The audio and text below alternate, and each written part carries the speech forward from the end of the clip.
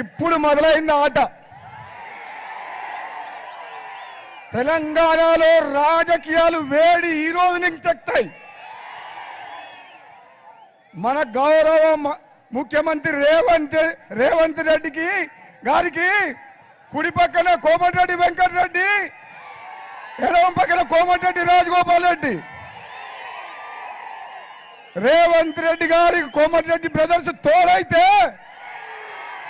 ఉంటారా వేరే పార్టీ ఏమన్నా? డిపాజిట్లు వస్తాయి ఎవరికైనా?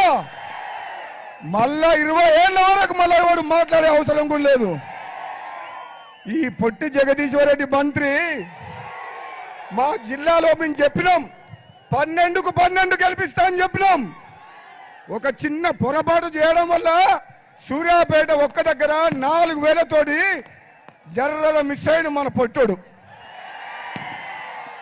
ఏ మంత్రి అయ్యా, ఏమేమో విరవిగుతున్నావు?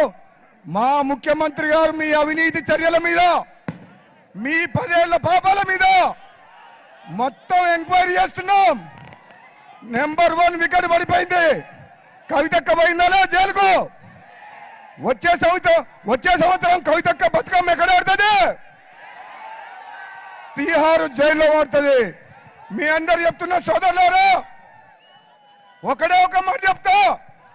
10 ఏళ్ల పాటు అప్పుల పాలు చేసి ఆగమైన తెలంగాణ మొత్తాన్ని ఈరోజు తెలంగాణ రాష్ట్రాన్ని గాడిలో పెట్టే బాధ్యత, నిజమైన బంగారు తెలంగాణ చేసే బాధ్యత మన గౌరవ ముఖ్యమంత్రి గారు రేవంత్ రెడ్డి గారు తీసుకున్నారు.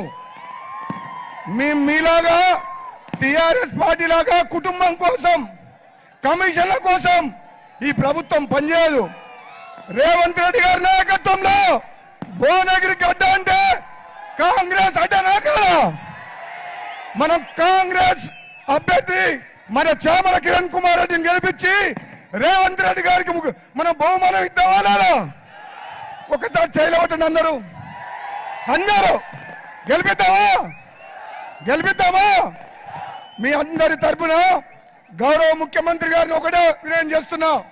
నేను ఎంపీగా ఉన్నా 5 ఏళ్లు తెలంగాణ కోసం పార్లమెంట్ లో కొట్లాడి భువనగిరి ప్రజల కోసం తెలంగాణ తెచ్చిన, అవునా కాదా? మరి నా అన్న కోమటిరెడ్డి వెంకటరెడ్డి ఈ నియోజకవర్గంలో మీకోసం 5 ఏళ్లు ఎంతో సేవ చేసిన మాట వాస్తవమే కాదా? మరి ఇప్పుడు రేవంత్ రెడ్డి గారు